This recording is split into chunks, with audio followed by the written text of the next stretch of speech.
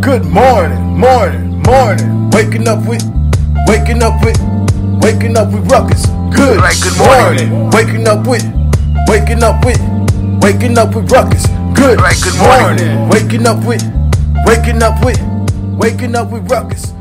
morning. Waking up with Ruckus. Good morning. The Ruckus morning network. Tune in. Good morning. Waking up with Ruckus. Good morning. Waking up with Ruckus. Good morning. Waking up with Ruckus. Good morning.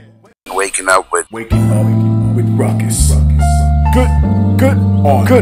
The Ruckus morning network. Tune in. Good morning. Waking up with Ruckus. Good morning. Waking up with Ruckus. Good morning.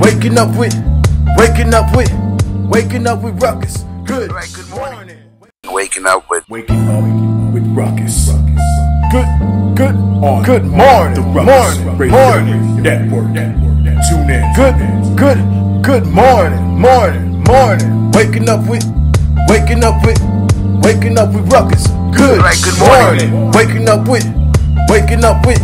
Waking up with Ruckus. Good morning. Waking up with Ruckus. Good morning. Waking up with Ruckus. Good morning. waking up with Ruckus. Good morning. The Ruckus morning network. Tune in. Good morning.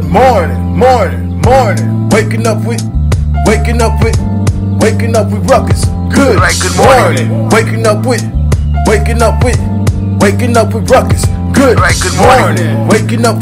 Good morning. Waking up with Ruckus. Good morning. waking up with Ruckus. Good morning. The Ruckus morning network. Tune in. Good morning. Waking up with Ruckus. Good morning. Waking up with Ruckus. Good morning. Waking up with Ruckus.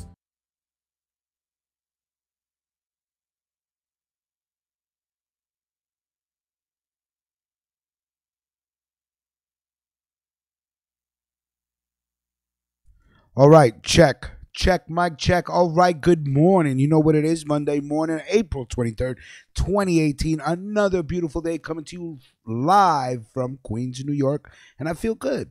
I'll tell you why. Every morning I have a conversation with my brother Jaquan, talking that fly shit, talking about, I got to know if he going to the gym, because if he going to the gym, I'm going to the gym. You know what I'm saying? And all of a sudden, like, he want to come to the barbecue, super duper fly. When an overweight brother such as myself takes the initiative to lose some weight, now he want to hit the gym four times a week. But it's good. It's competition between us, and it motivates both of us to keep going, just like Ebony does. Just motivates people to want to lose weight. Let me bring in the one, the only. You guys love him. You know him. You appreciate him. R4. What's poppin', homie? Hello, Big Rich. Good morning. Good morning, world. How we doing? Good morning. Good morning. It's time to get up. Revelate.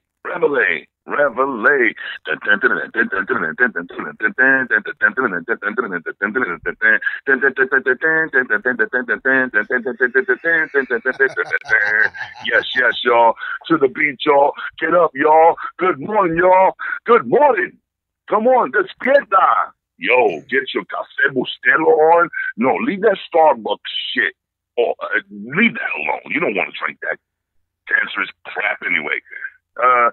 Go to the local store and get you a Bustelo, right? Ask for Bustelo, right? Just like that. Go to your local bodega. Go for Bustelo. Get an espresso or whatever. Come on, up you go. Come on, let's put on your shoes. Let's brush our teeth. Yeah, let's cook breakfast, bacon and cheese style. Come on, y'all. Let's go. BEC? Get up. SPK on the roll. BEC. Yes. BEC, Come on, you know you SPK on love the it. roll. Real quick, Ralph, let us just Yes. say good morning to Jamaria. She's on the line. Good morning, Jamaria. Samaria. Hello, Queen. Yay. And I would just Hi, like to Queen. say really quickly, happy birthday. It's Mrs. C79. Ebony was kind enough to make a banner for you. If you look at the screen right now, you'll see Mrs. C79's happy birthday banner. We salute Aw, you and happy birthday, Mrs. C79. We happy salute you and thank you. birthday. Happy supporting us. birthday to you. Happy birthday to you. Go, Ralph. Happy birthday, Mrs. C79. Happy birthday to That's right. you. That's right. That's how we do. That's how we do with our supporters. We show them love.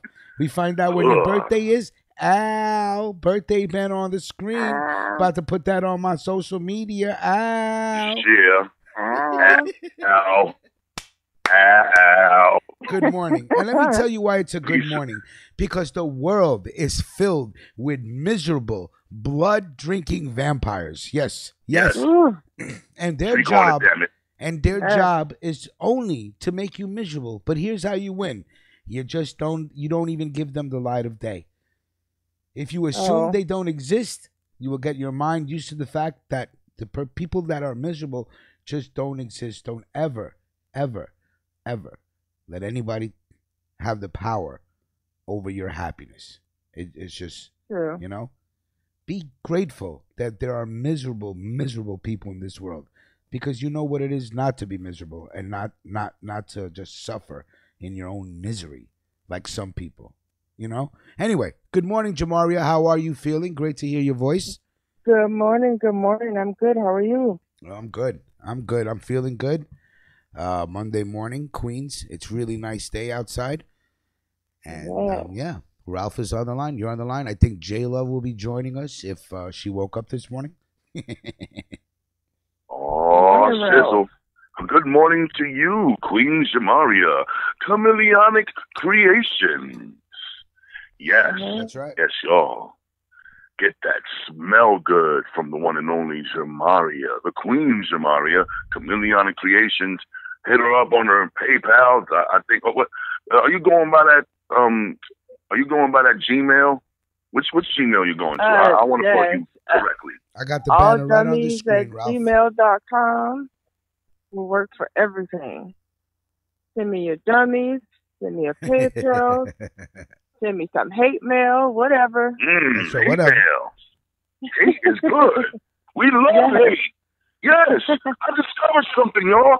I love hate. Well, that's a Okay, paradoxical amazing. relationship, Ralph. How do you love hate? I don't know. I just How discovered could you it. I love think something that is the opposite of your action? well, I don't know. Let me tell you why. I'm going to tell you the one biggest reason why. Hate motivates. Yes. Hate motivates. Absolutely. Absolutely. And one more thing I found out. If they don't hate you, then you're doing something wrong. That's up. So, this is me on some hate shit. Keep on bringing the hate. Bring the hate. I appreciate Well, I the have to hate. agree with you there, Ralph. Hate is a great motivator, and I'll even give you I'll give you a couple examples of my own hate. For example, the wake the fuck up America. Excuse my language. WTFUA. I was hating on the fact that they had videos.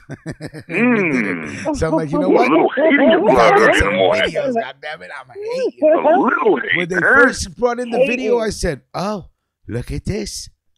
They brought in a little video," and I'm just sitting here. I'm just like, "Wow, they got video, weenie video, a little hate." I'll give you another example of some motivational hate. Before Yes. I met Ebony, and before we became, such great friends, I would see her picture. First of all, I knew she was in the chat room when we would listen to the Star Show, but then we became friends on social media, I guess, and I would always see the picture of her losing weight, and I was hating. I was like, God damn it, Damn. this girl is putting in the work. She's going to the gym. I can't stand it. Not that I didn't want her to lose weight. Damn. I didn't want not that I didn't want her to achieve her goals, but it made me feel like the lazy piece of shit I was. Like, God damn, I'm lazy. I need to get up and do something with my life. This girl is showing you this transformation. And again, this is before I knew her. Even the other day, I wanted to call her and thank her for motivating me, and I was hating so hard because I didn't want to thank her. I called her up and I was like, yeah, what are you doing? I just called her. Yeah. She's like, why'd you call me? You could have just texted me. And I was like, and I wanted to say, hey, thank you for motivating me because I'm losing weight. I haven't drank soda in almost 2 weeks now, maybe 10 days, 11 days. And that's big because I was addicted to soda. Bro, addicted to soda. You know? Listen, kudos. Yeah, almost. Yo, on some real shit. I'll be very honest with you. 2 weeks, maybe a shot glass of ginger ale. That's it. In 2 weeks, a shot glass of ginger ale. That's about it. So if you like ginger ale, Rich, let me just cut you off just for this moment. No, if you want ginger ale, it's very necessary, but you want to steer away from the corn syrup, the high fructose corn syrup, which is why, a lot of doctors like to frown on it. I don't know why high fructose corn syrup isn't banned in the United States, but that's neither here or there. If you want because they paid for the right to be, not to be banned. Yep. They paid for that right. Lobbyists. Right. You know what I mean? Yeah. So with that being said, if you want to whisk away from corn syrup, from high fructose corn syrup, the best ginger ale to get your hands on is the Howes joint. Okay. Howes, yes. That contains no high fructose corn syrup, and you get that necessity of the ginger and the ale. And it's perfect. Okay. Yes, perfect. I'll look into that. Howes. Yes, sir. But I've no longer crave. So, I mean, there was a point in time where I would be like, damn, I don't have a soda for dinner. Like, I would get up and literally drive to the store to get a soda for dinner. So there's the addiction of the sugar. And now that I've taken out the candy, the cookies, the soda, I'm bouncing off the walls because there's no more sugar crash. Now, this is raw energy. So, again, I feel great this morning. I'm eating salads. I'm drinking water. I'm eating fruit. I guess this would be the beginning of week 3. And so we're doing really good, man. We're really doing good. And again, so salute to those that put in the work. Ebony, Jaquan. I don't know if you guys have seen a picture of Jaquan, but go on no, he took it down. He's lost a lot of weight since when I met him in December to today. Nice. He's going to be a different person at the barbecue. So. Holy crap. No doubt. Get it, Cage. Get it. Oh, good morning, Heavy Diva Larcinia. If you are listening, Yao, it's a religion. I know, J-Love was supposed to contact you about the barbecue for Yao and his wife. I will be contacting you later about it. Just to ask you if it's possible. If it's not, then it's not. No problem.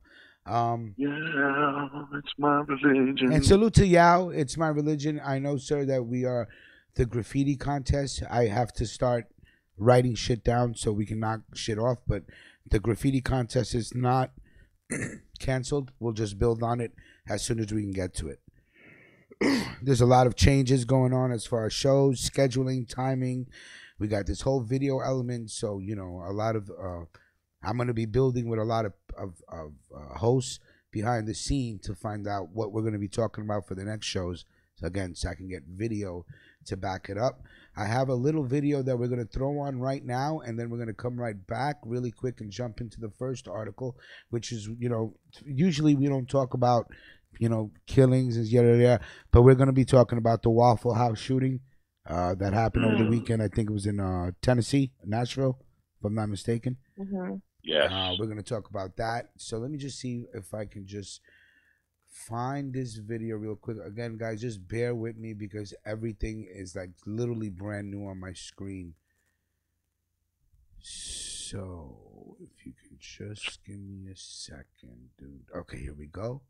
Boom, boom, In the Get meantime, straight to the y'all, breaking news you this go. morning. Come There's on, been a no, deadly stop shooting snoozing. at a restaurant 30 minutes outside of Nashville, Tennessee. A gunman opening fire at a Waffle House in Antioch. Police telling us there was one shooter who fled on foot.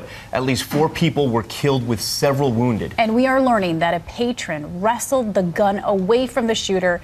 Ariel Rushev covering the story. And Ariel, what is the latest? Good morning to you, Paula and Tom. Good morning to everyone. This is a developing situation. Here's what we know right now. Nashville police are confirming that shooter was wielding an assault-type rifle when he opened fire around 3:30 this morning. This morning, an intense manhunt underway for this man after a shooter opened fire inside a Waffle House, killing 4 people and injuring several others. Advise put your gear on if you have it. Suspect is still on foot. They do have multiple patients this time. We do not have a total count. Police say the suspected gunman first started shooting outside the restaurant. Arrived in his pickup truck. He got out. There were persons outside the restaurant talking. He shot them.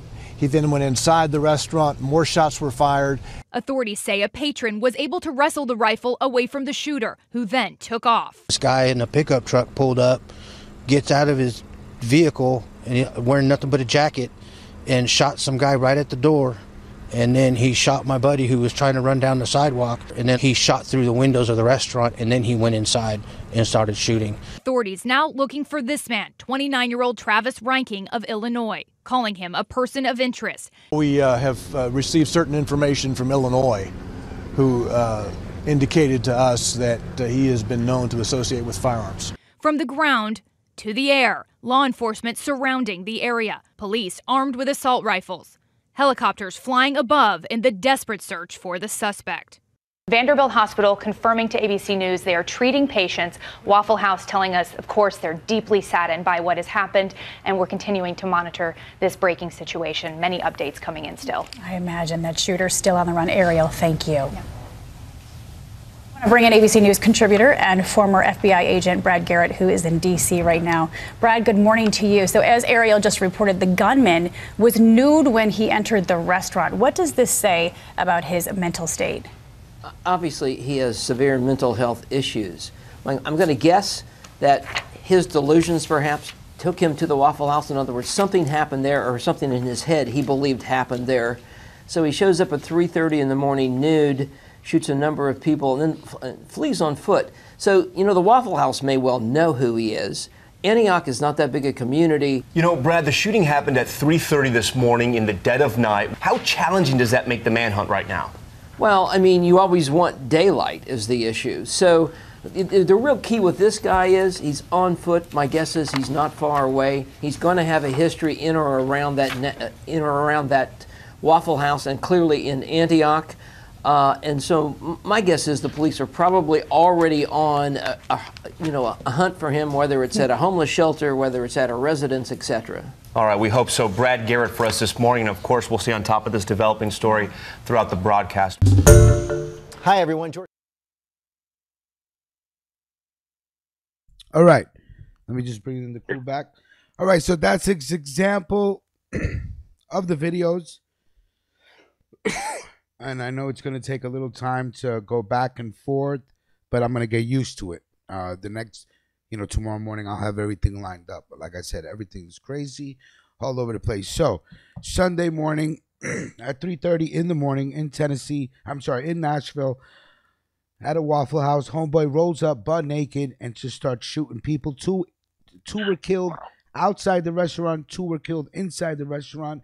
There was this black dude that ran out of the bathroom when he saw him trying to fix the gun because he stopped firing, tackled him, threw the gun across the floor. The dude got away. All right. I also have a video with the person the hero. He was a hero. You got to that's what it is. He was in the bathroom trying to get out of the Waffle House, and then saw that he stopped shooting, saw what was going on, and rushed out of the bathroom and got the gun away from this dude. So, yes, obviously he's a hero. The guy's name is... Right. Well, I'll let Jamari, you want to just take it over from here? Do you have anything on this story? I sent you, right? Yeah, okay, cool. I do. All right, cool. Thank you. I do. Okay, so the hero, his name is James Shaw Jr., and when he heard the gunshot, in the Waffle House, he went and hid in the bathroom, but he kept an eye out and an ear out for the gunman. And, you know, he just decided, if I'm going to die, then he's going to have to work for it. I'm not just going to die in his bathroom. Damn right. And yes, and he bravely tackled this guy and, you know, ambushed him and got the gun away from him. So Shaw saw the gunman looking at his rifle, and then at that point, the shots had stopped. Metro Nashville Police spokesman Don Aaron said. So he decided to rush the gentleman, actually wrestled the assault rifle away, tossed it over the counter, and at that point, the gunman fled. Shaw was grazed by a bullet on his elbow while grappling with the gunman. Thanks.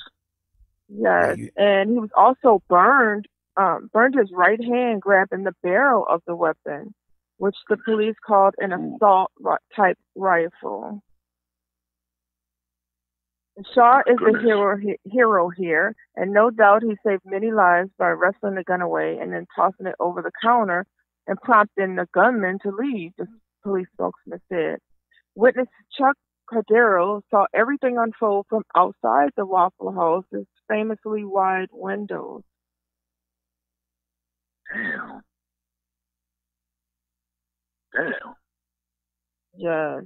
But wait a minute. Did you back up a minute? Hold on a second. I want to make sure I heard this right. Did I hear you guys say homie was naked? Yes. Whoa. Who? Now that I just thought, listen, I just knew I heard just about everything there is need to hear about this sick, sad, crazy world. Now I'm hearing a gunman shooting up shit, but naked. Yeah, that's amazing to me. That's just amazing to me. No pants. He wants to be free, I guess. What? Move quickly. Free balling. Make his run if he had to. Homies, free balling. Pause. Exactly. Yes. So, as he ran away. He ran away. And he got away? He got away? How do you get away? Naked. Wow. I guess, a guy with no pants on isn't, suspicious with a big long coat and no pants. Just if you're just two regular guys sitting there, that might be suspicious, but oh man. You get the police called on you, but if you just, got on a long coat with no pants, there's nothing weird about that. Well, that's not weird, but I'm just picturing the guy running up in there, naked, free balling, just a gun. Was that an assault rifle? An assault rifle? Yeah. What? All right, so he goes up in there with his assault rifle. Too. God damn. Goes up in there with this thing, shoots off, kills people, and gets tackled, but got released enough to get away. And he still got away. No one caught this man. No one apprehended this man. Well, it was 3:30 at night. First of all, so him being naked about somebody doesn't make a difference. Ain't nobody seeing it. But it's crazy that it was just rolled up. So the guy that was outside, the witness who was looking through the windows, as he was running away, he looked back, and then that's when he saw the hero wrestling with the gunman. Right. And, he just said he was a hero. He said had that guy had a chance to reload his weapon, there was plenty of people in that restaurant. So, but Shaw, who is 29, insists he wasn't heroic. He says he was actually being selfish. He said, I did that completely out of a selfish act, Shaw told reporters. I was completely doing it just to save myself. I don't want people to think that I was a Terminator or Superman or anybody like that. Keeping it real. He's keeping it real. Kudos for his honesty. Shaw said he felt uneasy knowing that the gunman was still on the loose and hoped law enforcement would track him down soon. Still, that didn't stop Shaw from going to church with his father Sunday morning, mere hours after he confronted the gunman. I don't think it really has hit me, Shaw told CNN's Frederica Whitfield. But I know it's going to take time. I'm going to try to talk to some professional help because I know what I saw is probably not normal or average.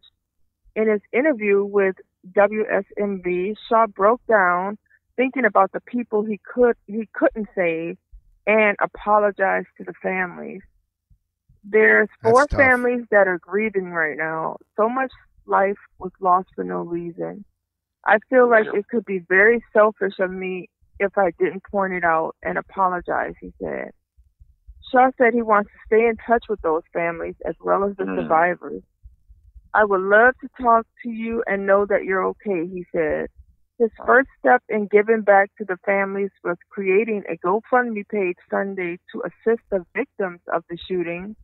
Wow, a GoFundMe spokesman told CNN within hours the $15,000 goal had almost been reached. Wow. I am creating this page to help the families of the victims, he said on the fundraising site. On a personal note, Shaw is grateful he survived to see his 4-year-old daughter again. He wants her to grow up in a world with less tragedy. I hope we can bring violence in all facets, not just gun violence, but all facets of violence to an end, he said. What an awesome, awesome young man. Yes, totally agree. And good luck with that sentiment. I think that's something that we all want, a less violent world, but we're talking about hallelujah America here, where its roots are predominantly violent, unfortunately. In fact, I think this may very well be the most violent country in the world. Now, considering all these other third world countries that's out there that are pretty violent and messed up, I think America, however, has the unfortunate the unfortunate situation of being the country that is the most looked at, the most sought after. So, of course, they're going to talk about them and keep the most records. Sure, and we hold ourselves as the most moral. You know, so much so that we go around the world policing everybody else and telling them what they can do and can't do. Come on, Jamaria. That's right. We're policing everybody else. You know, can't even police ourselves. And then we just don't even get our own stuff together at home. Right. We got the raggediest house, but we go around to everyone else telling them to sweep their porch and, you know, put new shutters on and do this and do that, and yet our house is falling apart. Meanwhile, we're spending the foundation millions. Is bad. Everything is bad. It's just leaning, you know. It's just really jacked up. You know, instead of spending the proper monies that are supposed to have been spent here in America, we're finding every excuse in the world to spend it elsewhere. Meanwhile, a lot of these places like Detroit and lots of pockets, we got those little pockets that nobody likes to talk about, like Mississippi and Oklahoma. Those little swamps. Arkansas. Yes. Talk about it. Come on now. I've never been so scared in my life driving through Arkansas. Yes. Let me talk about it. Please talk about it. Like, you know, those people is hard up. They just they desperate. You just see the desperation on their face. Like, I mean, that ain't no place I want to drive through at night with the mountains and the Confederate flags and the people with no teeth. And I mean, I know there's some people with teeth in Arkansas. I'm just saying. There are people with teeth, but I think I'd like to fear the teethless ones. Them damn local It's like, okay. Oh no. Like, no. You know. Anything those below. They are some of the poorest people in the country. Oh yeah. Those people are barefoot and butt naked. Literally. There's a lot of butt naked people in America.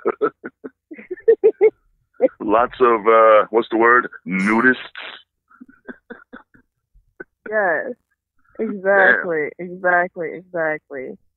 here's the thing. When it comes to being nudists in America, some people want to be nudists, and there are those that have no choice, like those you see in Arkansas.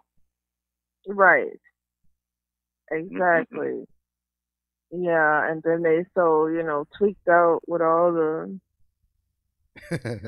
mess and it's just yeah. I'm trying to stay away from those states. Oh, come on! Have you ever been to one of those states, Rich? Nope. I usually fly over those states, Ralph. Yeah, I can't say that I disagree with of that. those states, sir. Thank you. I'm telling you, it only took me one time to drive through, and I was like scared for my life. I ain't gonna lie. Once you go deep south, dark skin is dark skin. They don't give a shit. Right, I was like, oh, you don't what look is like this them, place? You ain't welcome. Ooh-wee. That's what I know. No. And they looking at you like, what? Oh, they looking at you like you in the wrong part of town, buddy. Like, look, I'm just going through, buddy. I said, listen, I'm just getting gas and heading right out of Dodge. You ain't got to worry about me. Out of here. I ain't coming here to stay. God damn it, I'm trying to get 2 states over. Yes. Where there's daylight and sunlight. Y'all are still living in a cave. Exactly. You know? Living like a bunch of Quakers. I wish they were looking like Quakers. I wouldn't be so scared then if they was looking like them. Like, you know when you look at people and you just know they ain't playing. Like, you ain't got to talk to them. You ain't got to hear whatever they got to say. You just take one look at their face and look at their eyes. You're like, okay, yeah. And Lord forbid, look, not for nothing, Lord forbid you're the asshole to ask them any kind of directions. You stop your car and you see one of them, you stop your car, I'll drive ask around them for directions. I ain't asking nothing. Hey, can you tell me how to get into town? Can you tell me how to get into town?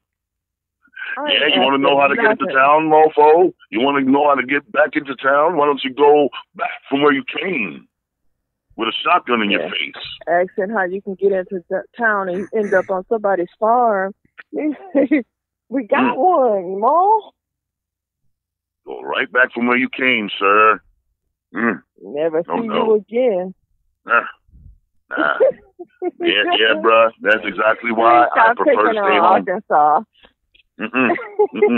Arkansas.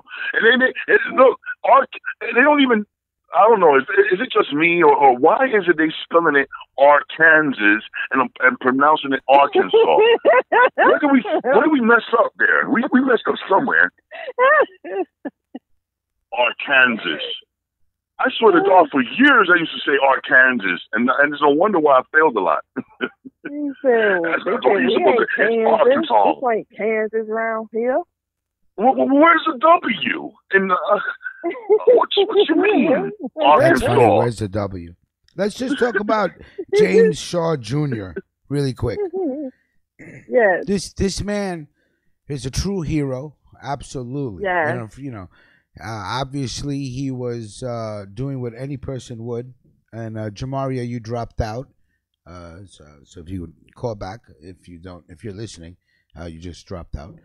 The man was trying to get out of the bathroom, rightfully so.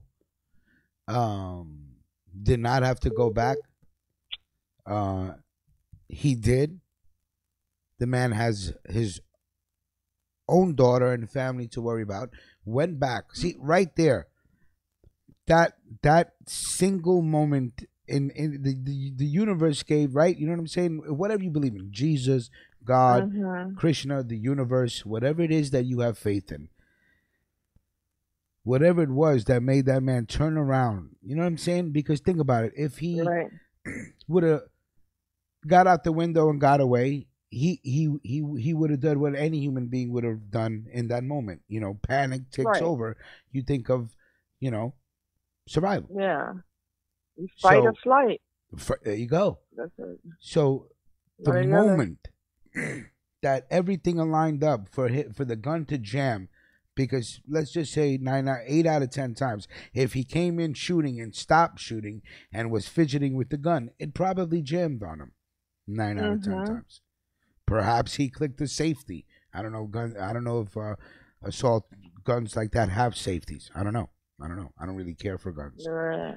So Well, see, that's where I think character comes in, at some point, because, he's saying he did it for a totally selfish reason, but yeah, he was already in the bathroom. There's plenty of other people out there for him to deal with before he gets to him. So he could have stayed there and waited it out, and, someone would have called the police.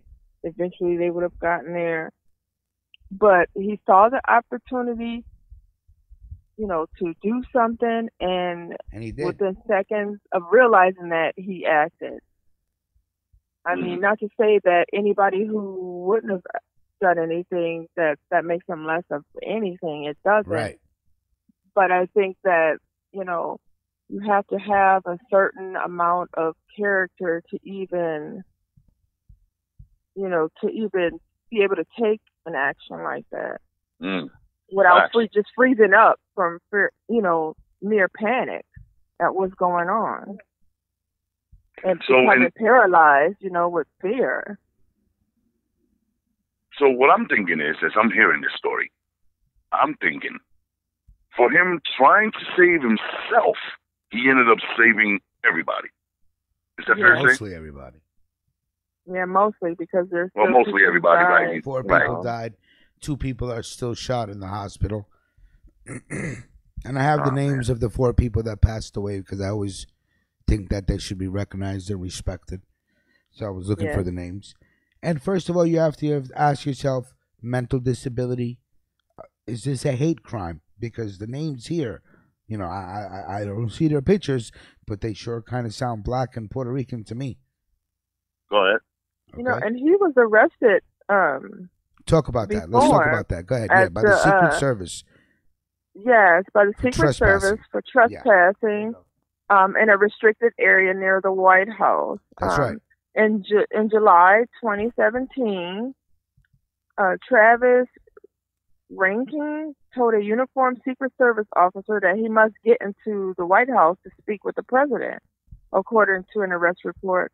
The officer explained that he must get a tour to do that and told REINKING to, is that how you say his name? Yeah, REINKING. REINKING. Yeah, you're right. You got it. To move away from the pedestrian entrance, but the report states that REINKING told the officer again that he had to speak with the president and that he was a sovereign citizen who had a right to inspect the grounds. After telling REINKING to move again, the report states that REINKING took his tie off, balled it into his fist, began approaching the officer, and walked past the security barriers. Do what you need to do. Arrest me if you have to, REINKING said, according to the report. REINKING was detained but refused to leave the secured area, so he was arrested and charged with an unlawful entry, the report states. According to court records, REINKING entered into a deferred prosecution agreement with Community Service on July 26, 2017. On November 17, 2017, the court determined REINKING had successfully completed the program, and the case was dismissed. Shortly after his release, REINKING was interviewed by the FBI in Illinois, where he lived at the time. Tazewell County, Illinois authorities revoked REINKING's firearm authorization and seized 4 weapons after the interview. According to a report from the Tazewell County Sheriff's Office, authorities seized a Kimber 9mm handgun, a Bushmaster AR-15 style rifle, a CZ USA 22 caliber rifle, a Remington 710, and random ammunition. The AR-15 style rifle listed was the same weapon used in Sunday's Waffle House shooting, which killed 4 people. Police later returned the seized weapons to REINKING's father, Jeffrey REINKING, and told him to keep the weapons secure and away from his son. However, Nashville police learned Sunday that Jeffrey acknowledged giving the guns back to his son, police said. Reinking moved to Nashville in 2017 and worked in construction, police said. He had been fired from one job in April and began another construction job on Monday, but didn't show up for work on Tuesday. On Sunday, police said the gunman arrived at the Waffle House in a vehicle registered to Reinking. After sitting in the truck for a few minutes, the gunman came out wielding an assault-type rifle and fatally shot 2 people outside the Waffle House, police said.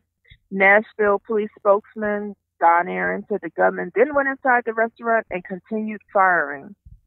Some witnesses suffered cuts on their faces from shattered windows. 2 more victims inside the restaurant were fatally shot. The shooting ended, of course, when our hero wrestled the weapon away from the gunman, who then ran away. Authorities said Sunday that they were drafting murder warrants against Reinking. Nashville police are asking residents to lock their doors and stay alert as they continue to search for the gunman. Lock your windows, lock your doors. For the shooting remains unclear. Jesus Christ. So, how soon do you think Dad is going to be brought up on charges? Yeah. I'm reading an article from Time magazine that says that the guns that they took away, they gave to the father, and the father gave them right back to the son. Exactly. Oh, great. Why don't they charge they told him to keep him. Yeah, they told him to keep him safe and, secured and away from him, and he gave them back to him before he moved to Nashville. Idiot. Right. The father should go down for that. Yes. He should. Yep. Because here's one situation where authorities did what they were supposed to do. Now, this is after his case is dismissed. They interview him, decide, obviously, upon talking to him, that he's off his rocker. And to think, they gave back the guns. What a fumble. Really? They gave them to the dad. Yeah, they gave him to the father, and the father gave him back to his son. Right, and they giving told it back him to the father, not to give it to him. Giving it back to the father already gave it back to the son. You knew it was gonna. Right. Come on, you knew. They already gave it back legally, to them. They could Why couldn't not you keep it? Keep the guns. Legally, they had to give them to the dad because they're his weapons. He actually isn't committing any crime. They're trying to prevent him from committing the crime. If this would have happened in New York, they have to weigh it out, nobody. His constitutional rights versus, policing him when he hasn't actually done anything yet. So they give him to the dad. The dad agrees, to keep him secure in a way. The dad just dropped the ball and, didn't do what I'm sorry, could y'all repeat where this happened again? Which part? The shooting happened in Nashville. Nashville. It was the FBI in Illinois Nashville, that took Nashville, away his Tennessee, weapon. right? Mm-hmm. That explains it. It's So below this the is like Mason-Dixon line. this is a it's a Illinois has some tough gun laws themselves. They're very strict gun laws in Illinois. I mean, it doesn't have to If be this was right north, by Indiana, and you if can this just is go north there and of the get one. Mason-Dixon, if this was north of the Mason-Dixon line, the gun laws would have been. You would have never gotten those guns back if it was north of the Mason-Dixon line. Now, Mason-Dixon line below that line, you can forget about What we have to remember is that he has no criminal record. He's gone through a deferred prosecution, and so once he did everything they told him to do, it's dismissed. So he has nothing on his record saying that he shouldn't have weapons. He shouldn't have that he's a criminal. It's basically he gets a do-over from his little White House, incident. So I think if he did have a criminal record, then it might have played a little bit differently. You know, they may not have offered the weapons to his father. I don't know. But I've seen other situations where they've taken weapons from a family member and then given those weapons to another family member. That's idiotic, bro. That is the most idiotic thing I've heard. I'm sorry. Yeah. You knew the father would give it back. You knew it. You knew it. The father knew. I mean, you knew the father would give it back. Even the father knew he was going to give it back. Well, I mean, you would like to think that the father would know his son and know that his son is not quite right and would want his son to be safe and not give him all these weapons. It makes me think that what type of family is this? What is their belief system?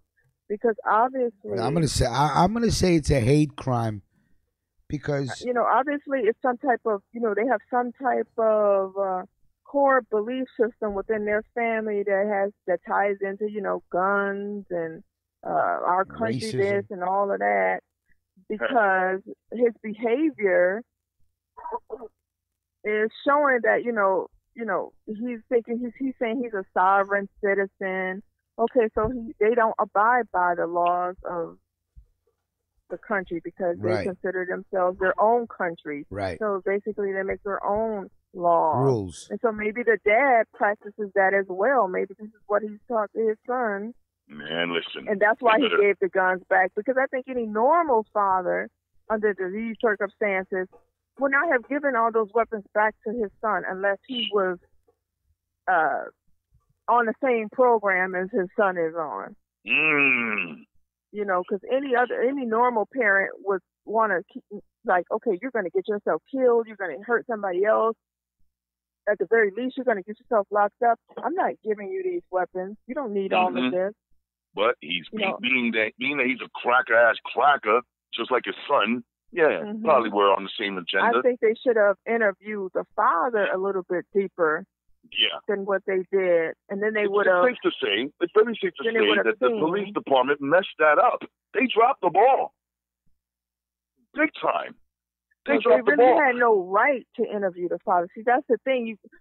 We live in a country where you have to have a reason to do certain things, and it works for some people in our country.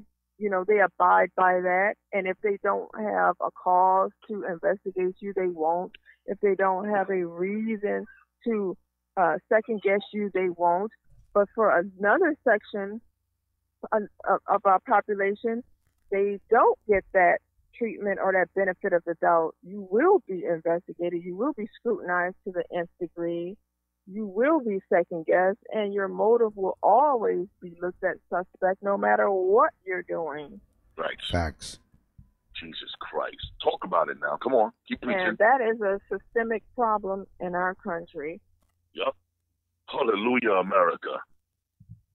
Is that just another reason why I want to leave America? Yeah, I'm going to preach that now. Because you don't want to get shot. You mean you don't want to. You don't want to go you to don't gotta have leave America. Just move to burger, a safer neighborhood or something. Have a salad, and I don't want to get killed for being black. You don't want to get blown up by, and it's coming from every direction. It might be a citizen, it might be a cop. You don't know where it's gonna be coming from.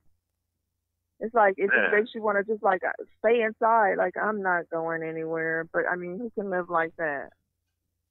Nobody. Jesus Christ. In the land of the free, the home of the brave, this is what we go through here in America. Hallelujah, America. I'm coming to either Europe or South America soon. Look out for that. You think I'm playing? Unless they start cleaning things up now, there's no hope for anybody here in America. I said it. So we better come to grips with the fact that we need to come together in solidarity. Yes, we better partner up now. You got these militias out there, these same gun nuts that we just mentioned. There's millions of them out there, millions, right? And they're getting together. A bunch of dumb mofos getting together makes them a lot of smart mofos. Well, see, that's this is my thing, and I'm not calling for, gun control and gun, banning weapons and all that, because we know that it is not going to happen. But I tell you what, a certain sector of the population are training their children from the time they can hold a gun to shoot a gun. They are training every day. They are being indoctrinated every day and being trained like soldiers every day. Now, these guys are on acres and acres of land practicing this shit. Exactly. Every day. Every day. What do you think? What should I do with my children? Should I just, feed my children a fantasy about what the world is and what this country is, and all you have to do is be a good citizen and go to school and learn, become educated, do the right thing, help the old lady across the street, just keep your head down, don't look people in the eyes, a certain segment of people, keep your hands at your side, don't speak too loud, don't speak too low, don't make any sudden moves, don't be aggressive, don't, all this stuff so that they could just be preyed upon. Man, just stay ass home. You tell your kids, okay, answer all their questions. Don't look like you have anything to hide. Don't put your hands in your pockets. Don't do this. And then they still get shot. Your kid runs away, and then they still get shot. Dude, you get shot in your back. I don't tell my kids any of that. I tell my kids, you know what? You're probably going to get shot. One way or the other. Stay your ass home. Stay your ass home. Well, that's like almost impossible. But I tell mine, you know what? It is impossible. It's hard. If you're going to die like a man. Don't die, running and get shot in your back. A sad way to go out. No matter what you do, no matter what you do, then if you're going to get shot anyway, then you stand on your own 2 feet. And if someone shoots you without cause, then you're probably going to die, but you're going to die with some honor at least. Look him in the eye. Yes. Exactly. I got you. Exactly. I mean, and I have this argument with plenty of people because I have told this to my son, and even I've talked with my husband about this, and this is just the way I feel. And he's like, "Well, you're being a realist. Wouldn't you be upset? Wouldn't you be sad if they shot your son? You're telling your son this, and they get shot and they die?" And I said, "No, I wouldn't. Yeah, of course I'd be upset and sad that my son has been killed. But will I be sorrowful? No. I would actually be proud because if my son didn't do anything to warrant being shot, I'm not going to tell my son to act guilty, to act like a criminal when he's not a criminal."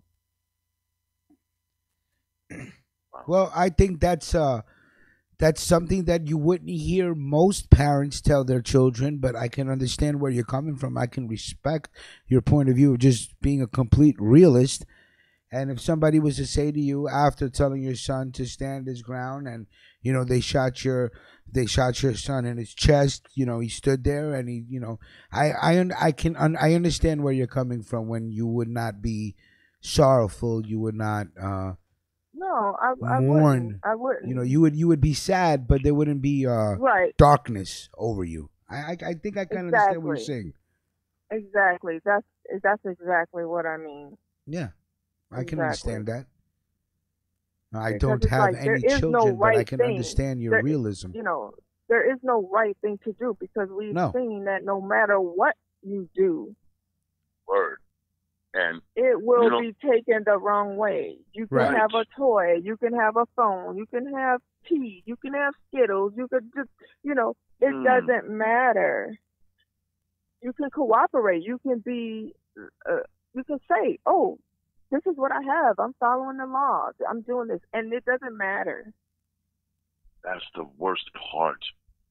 America itself is a terrorist. I hate to say it. America itself has the wherewithal to be a terrorist, man. Here we are being terrorized in our own country. Yes. Do you see why I rock my American flag upside down in my videos? I'm telling you. I mean, can you imagine the anxiety you have to feel when you're not doing anything? You're just going to spend your own money, and you walk in a store, but you have to, tell your children, okay, oh my God, don't touch this, don't go over here, don't do that, because I don't want them to think that you might be trying to do something, doing something. Right. Jesus Christ, because don't give them any I reason, know like, that if they approach me because they say you're doing something, I'm going to probably go off, and it's going to be something up in here, because I'm not just going to swallow it, because I just can't. So therefore, I say let's avoid this. I said let's avoid this, because we already know if they come to me wrong and they come violating, I'm not going for it. And so, I'm probably going to end up on the floor. So therefore, just don't do it. Man. Let's the worst part is avoid the situation. Yeah, well, that's the thing. How do you avoid such a situation? I mean, here I am giving the advice of... Sometimes you can't. Sometimes you can't, but I mean... Here I am giving the advice, folks, stay home, or stay home. Yeah, I mean, listen, what are you going to do? You're driving around in Nashville. It's 3:00 at night. You're hungry. You see a Waffle House. It's just human nature to pull over and go get something to eat. Wrong place, wrong time. Yes. Wrong place, wrong time. Now, for the 4 people that passed away, 1 was an employer and 1 was an employee. 3 were patrons of the restaurant. The employee's name was Tareen Sonderlin. She was 29 years old. And the customers were Joe Perez, only 20 years old. Wow. Akeisha De Silva, only 23 years old. Babies. The Ebony Groves, only 21 years old.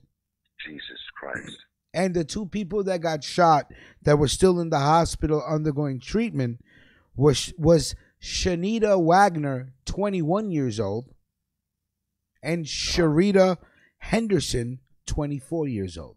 So I have to ask now, by reading these names, I am going to have to assume that these are women of color. Joe Perez could be Hispanic, Puerto Rican, whatever. But is this a hate crime?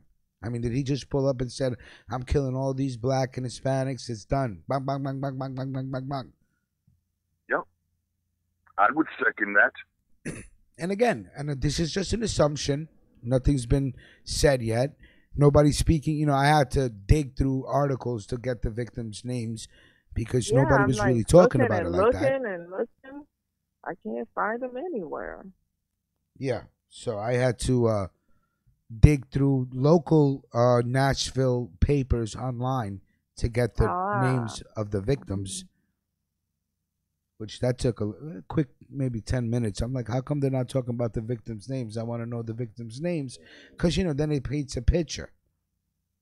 Right. Now. As if they didn't matter. Assume the weapon didn't get stuck. This man made it out the bathroom and he ran away, right?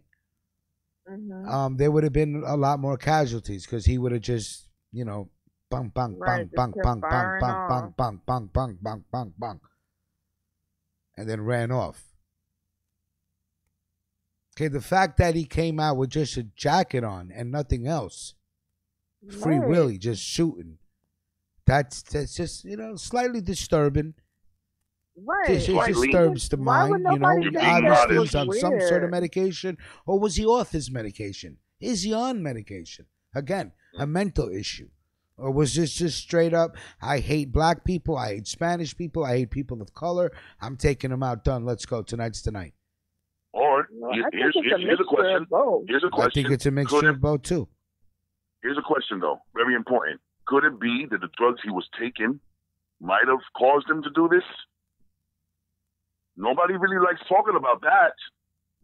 Those goddamn medications, man, they ain't good for you, especially if they're man-made and come from big pharma, you know, AstraZeneca, Pfizer. Listen, Ralph. Come on, man. His own brain wasn't good for him. Okay, his own mind is not good for him.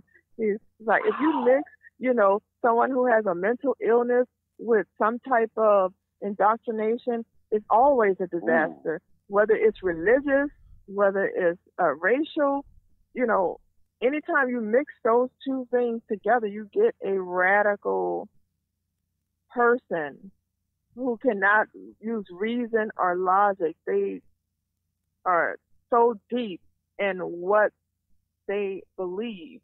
But that's the thing, all Jamaria. They love to blanket it with drugs, medicate him, treatment, and it ain't done shit. It's done nothing. Is what I'm saying.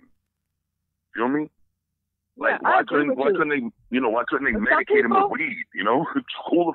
Some people need that medication because otherwise their life is much worse without it.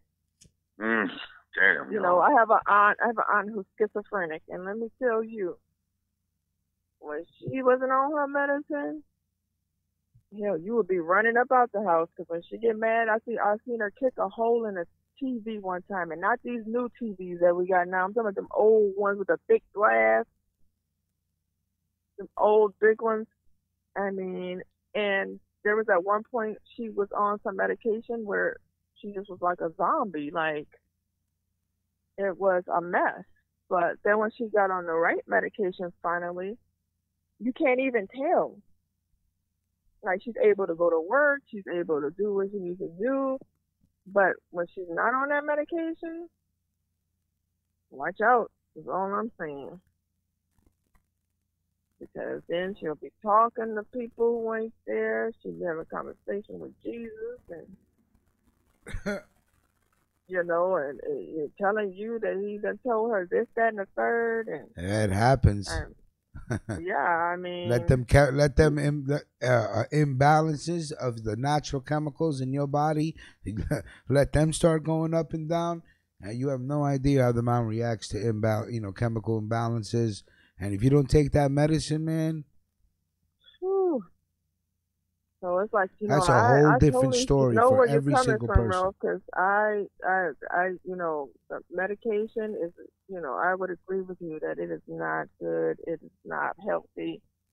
Sometimes it does more harm than good. Every time you look at something, it's got 1,000 side effects. And sometimes one of the side effects is the thing you're trying to fix. Like, what? That's why I'm taking it. What do you mean that's a side effect? I'm taking this. Why am I taking it then? But, you know, just a certain segment of the population, in order for them to have a halfway decent life and not cause harm to themselves or others, they require some type of medication. And, you know, it's just one of those things where the side effects don't outweigh their real life effects, because their real life is just so much worse without it. But I think, you know, for the average person, no, they probably don't need half the medicines they take. That's crazy. Okay, Ralph, now you dropped out, so Uh-oh. So when you take your time today.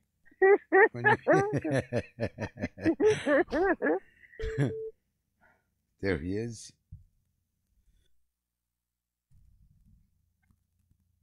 Do we know how many other people were in the Waffle House? It didn't look like a big Waffle House, so you know, no, I don't think it held that many people. I couldn't get a read on how many people were actually in there.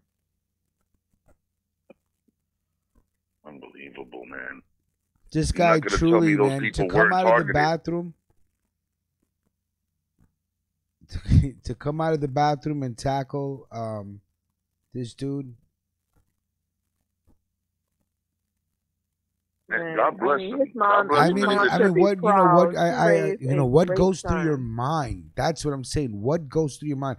Because time has to be appearing to be slowing down for you with such intense That's what they excitement and such intense panic. You know, you see things in slow motion. The brain can't. The brain has to adjust to such intense adrenaline. Slows things down. So seconds feel like minutes, right? So within that second, he just hears the gun stop firing, turns around, looks outside the bathroom, and tackles him. Boom. And there's an ill picture with him with an ill burn mark on his on the front side of the top of his forearm. Yes, his hand is all wrapped up. I mean, you can see flesh. Yes, you can see where he was, you know, where the bullet grazed him. Yeah.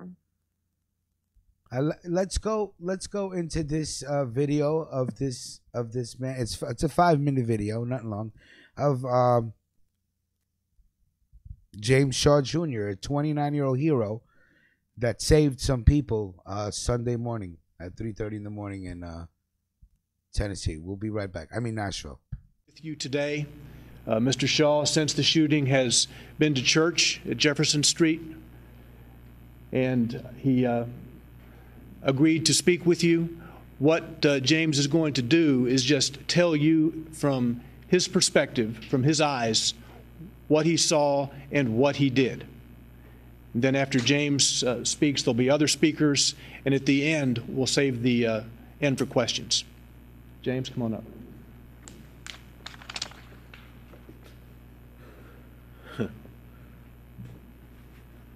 How's it going, everybody?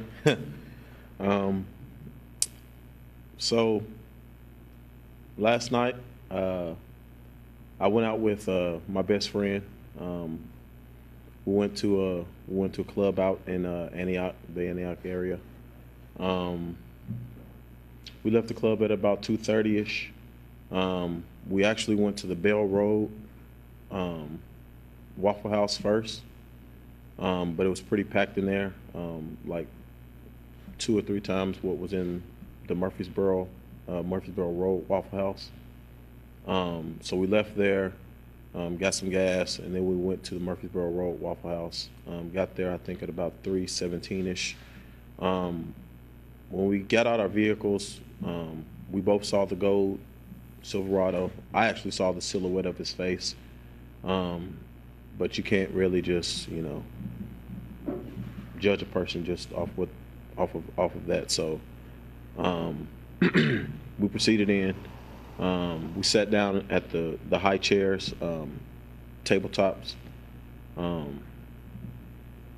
I was sitting in like the first chair, and my friend was sitting in like the third chair. We had a seat, a chair in between us, and we distinctively remember the cook. The cook was actually washing dishes, and he was stacking the plates up, and he was stacking them pretty high up on the hood to where we were like, those are going to fall off. Well, at the same time he was doing that, another Waffle House employee was actually about to go on his break, and I heard him say, he said, I'm just going to go smoke a cigarette, I'll be right back.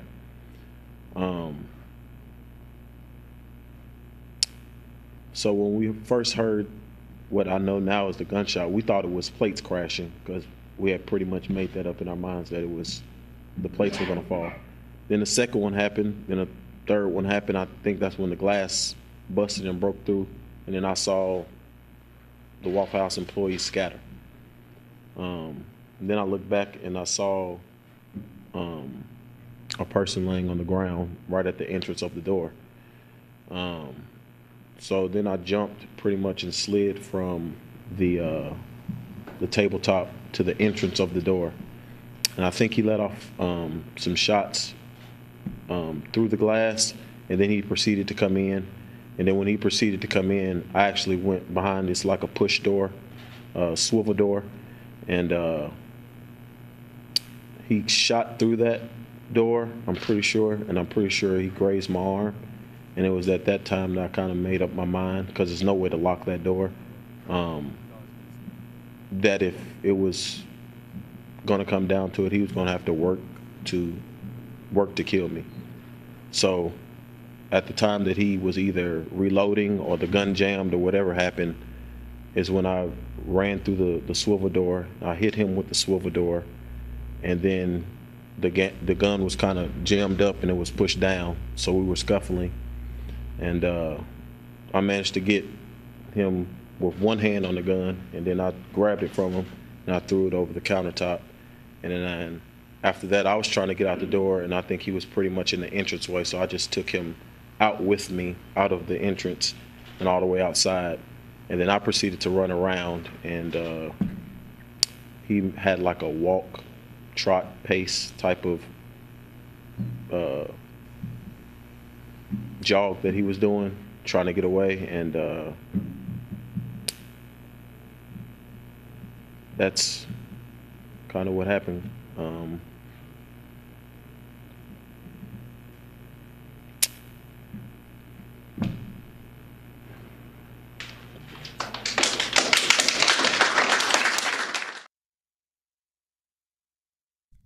All right. Let me bring the crew back in. That's a hero. Straight up. That's a hero. Yep. Yeah. Good job, young man. Good job. That ain't no joke, man. You kidding me? That is no joke what he did. Man. More power. Boom, right into Mrs. C79's banner. Hello. Happy birthday. We ain't forget. Girl. Happy birthday. Happy birthday. Happy birthday to you. Yes. Happy birthday to you, Mrs. 79. That's C79. Happy birthday to you. Happy birthday to you. Yeah. There goes my gift to you. There you go. Yeah. Again, salute to Ebony for making the banner. Ebony, thank you so much. And actually, she was really surprised by the banner. She's like, "Oh my God, look at that banner!" Nice. Nice. Yes, it's very cute. Yeah. So if you mess with us, so we know when your birthday is, we're making you a banner. You know. Yeah. All right. So what else did you guys want to talk about?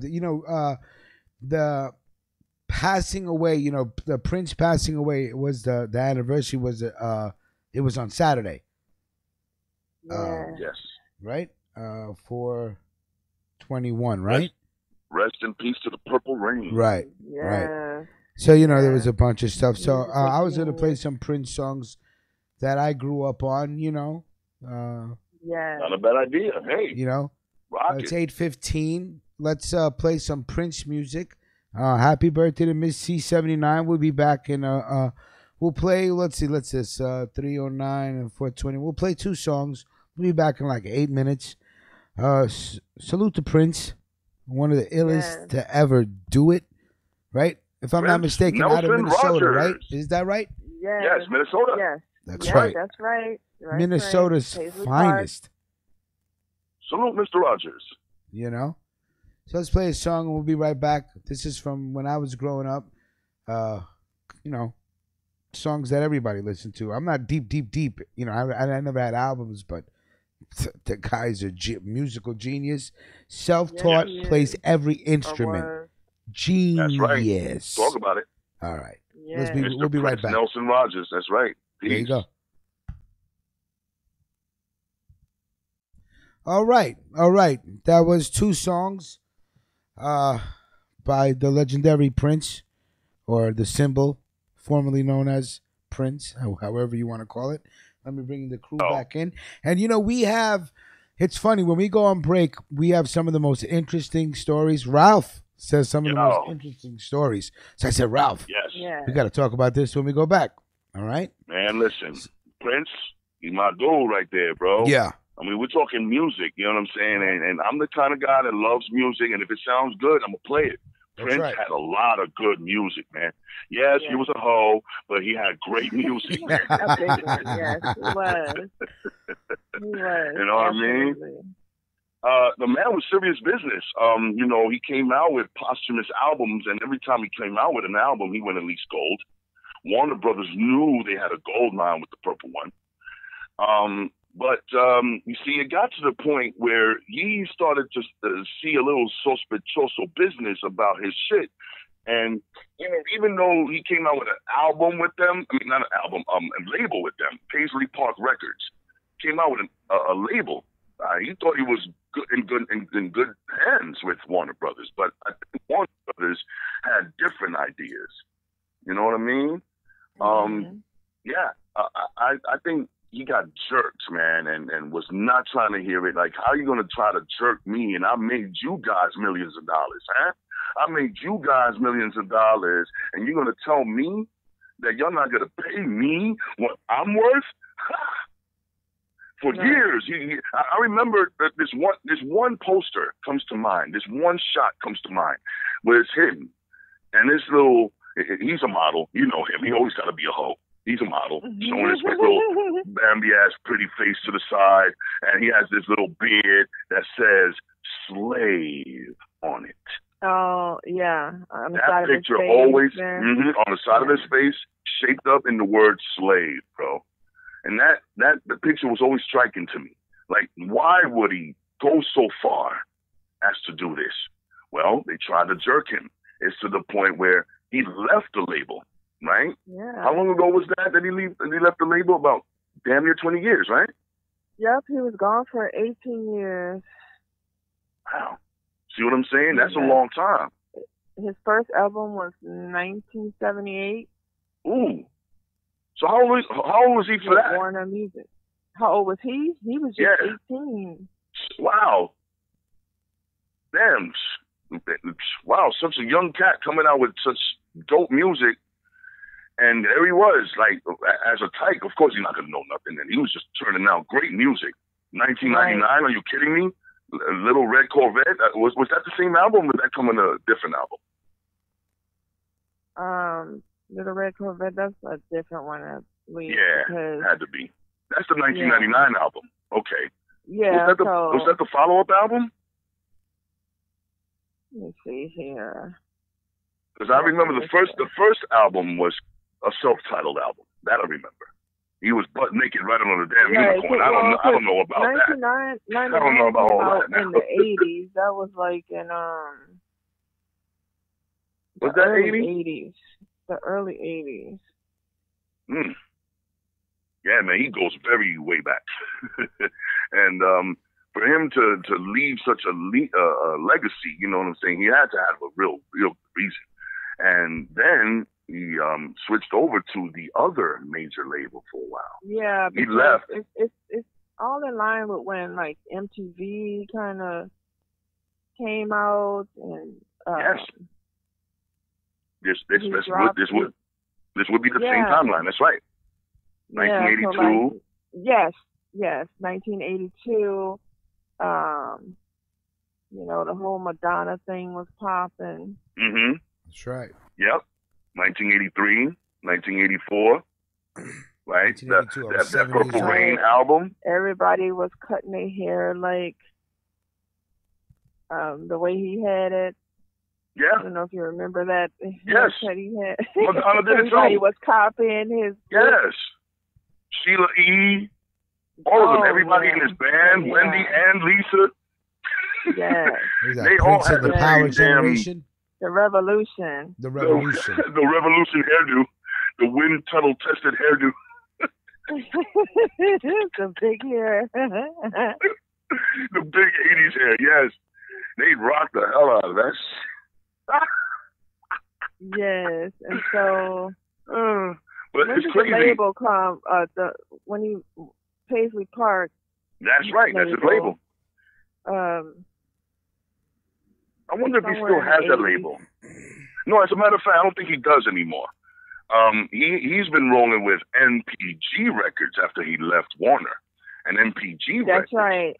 Was, That's right. Right? And that was like a number of. He did make mad always albums. confused me with how that works with it being Universal, Columbia. Right. He was with Sony. EMI. Sony. He was with Sony, and here's what that's about.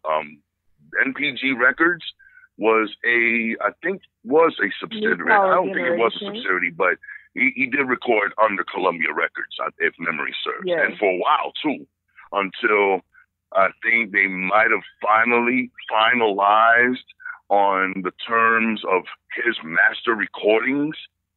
And something to the effect of that he had to sign back with the label in order for him to actually hold that, right? Yeah, because he did a bunch of like one song type deals with all these companies. Yes. So like with Columbia, Universal. So he has recorded for multiple labels. Yes, from like 95 to 2014 when he went back to Warner.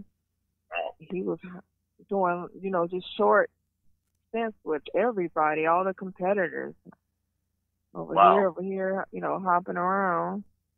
I mean, those guys used to do a lot of business. I mean, these guys, they made movies.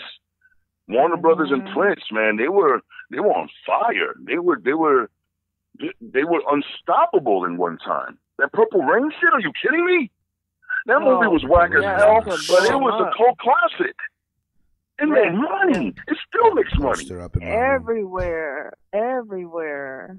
Yo, your man Weird Al Yankovic said said it best when he said about Purple Rain, the movie, when he said, I didn't think it was supposed to be a comedy, but it worked out just as well as any comedy I've ever seen.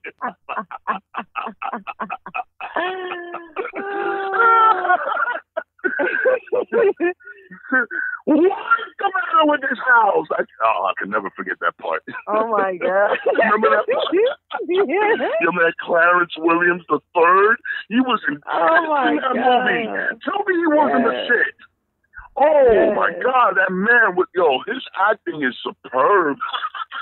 It is. And every time he plays a role like that, like he convinces you, like, oh yes, he does. That's him. He convinced the shit out of you. What's that other movie he did that he was just looking crazy in it? Was it Deep Cover? Wasn't he in that one too? Oh, Deep was Cover? it Deep Cover?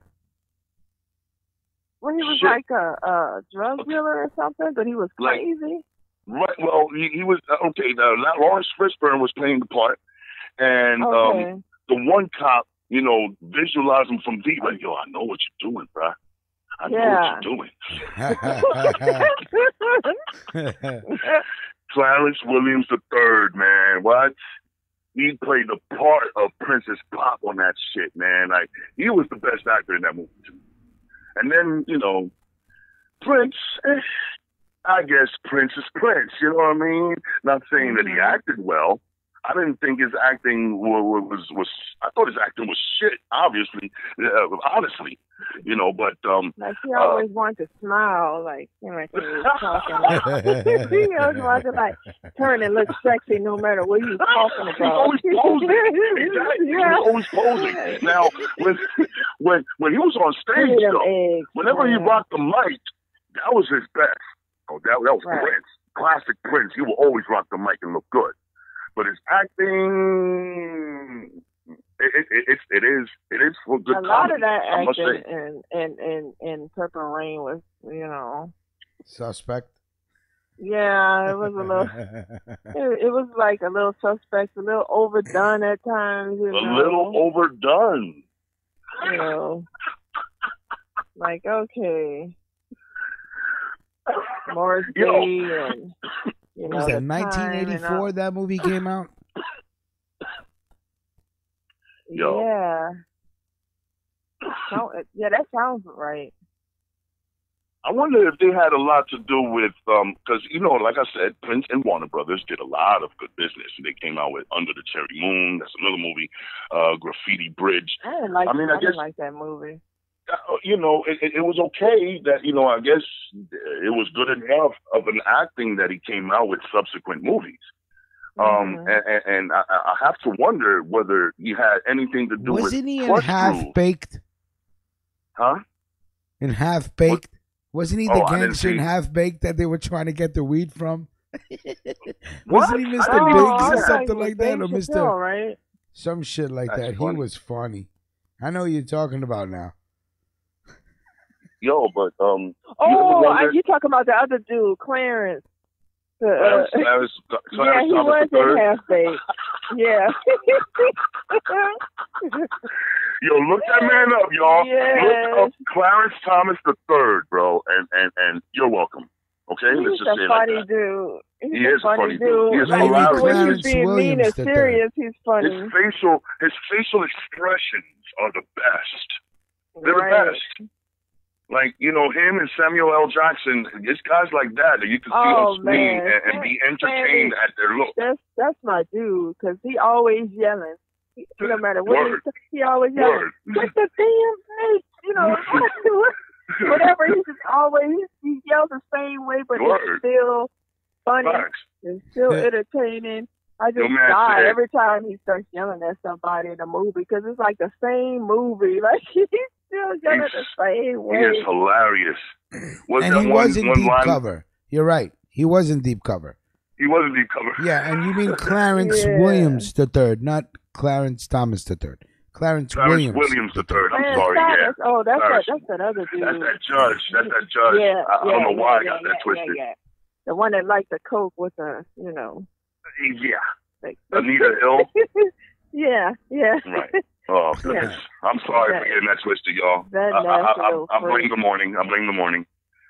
Yeah. I'm not totally awake yet. And I didn't get my Wi-Fi, so, I would have definitely been correcting myself. Yeah, man. It's after 8 now, isn't it? Is it? That's right. Yeah. Oh, shit. Yeah, it's 8:30. Hey, guys, we're ending early. We're going to be ending early today. We're ending at 9. Ralph got his appointment to get his Verizon done. Finally, so y'all. We'll wait till Ralph to get it done. So tomorrow we'll be back, from 7 to 10. Today we'll end at 9. Let Ralph do what he got to do. We could all handle our business for the day. I think we're going to be back tonight with Universe 25. The final book of Universe 25, right? The final chapter? Yes. Nice. Yes, sir. The final book. The behavioral sync. Uh-oh. Nice. Well, not the final book. The final part of... The final part of book 25. Yes. That will be part 3. And then moving forward, Universe 25 will only be on every Monday. On Mondays. Yes. It will be a longer show, a much more aggressive 2-hour, show. more detailed show. And I will be building with them so we can have video. Yes. To support what they're doing. So, that's why we're going to wait a week for the show so we can do it right, Yes. Compact it under these 2 hours and make these 2 hours fly and still detach you from the realities that you're used to. We're going to still do that. We're going to still ask questions. We're going to do what we do on the U7 Express. So stay tuned, folks. We're still going on a few rides, but we're going to go on more serious rides. No more Scooby-Doo A lot more serious rides. A lot more. Yes. If it's not Everybody serious, is well then there's aware no of that. ride. Let's get it. Yes. Factual. Let's go. Let me, since we were talking about Prince, let me just put on this quick little video of Prince. Guys, enjoy it. It's I got this from Jean-Paul Shelton. And Jean-Paul, salute to Jean-Paul, who's always sending me videos, always sending me stuff to look at. And Rob Lowe, always hitting me up on Instagram with Jules. Most of the shit I posted yesterday was from Rob Lowe, especially with that freestyle, that battle, when the guy was telling the dude it's funny when you want to beef with your brother, you'll pick up the guns and boom, boom, boom. But when a cop kills your brother, you in the street with a cardboard in your hand. I don't remember the lyrics, but it was crazy. Facts. He said when your homeboy dishes you, you ready to spray up the block. But when a cop shoots your boy, you're screaming nonviolence. Stop the violence. Right. Wow. Rob Lowe, bravo. You made my day. I'm with that. Ooh, you made my day with that. That was crazy. All right? Yes. We're going to go to this video, and we'll be right back. This is to Prince. Right? Boom. Again, thank you, Jean-Paul. Salute. We'll be right back. Salute.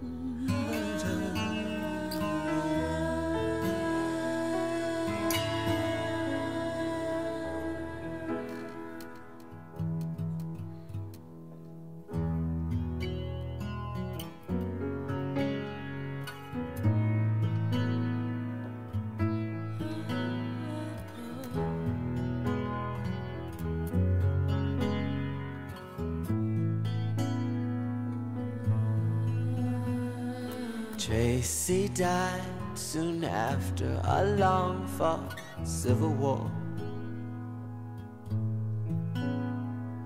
Just after I wiped away his last tear.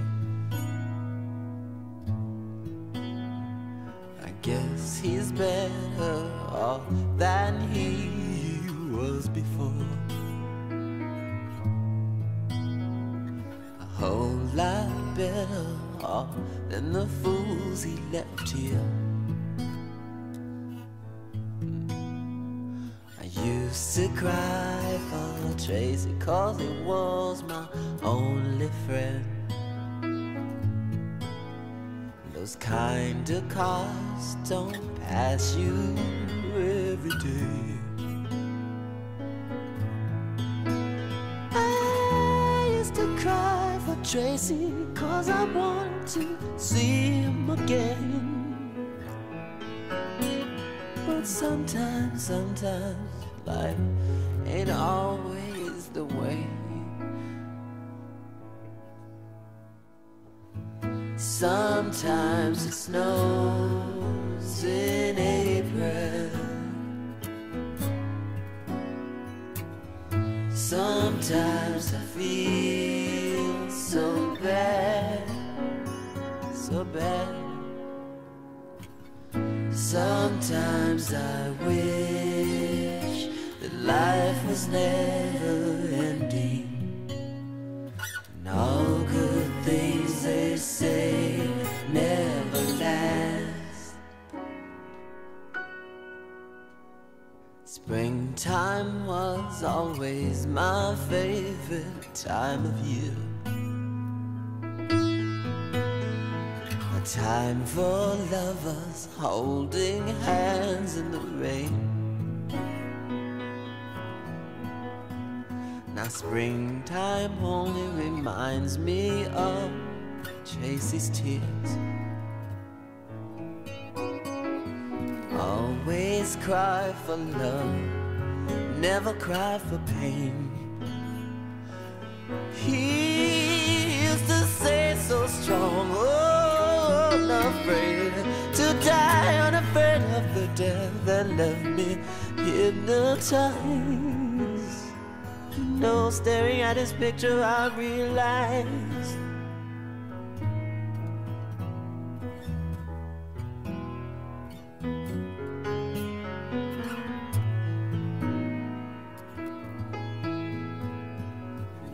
one could cry the way my Tracy cried.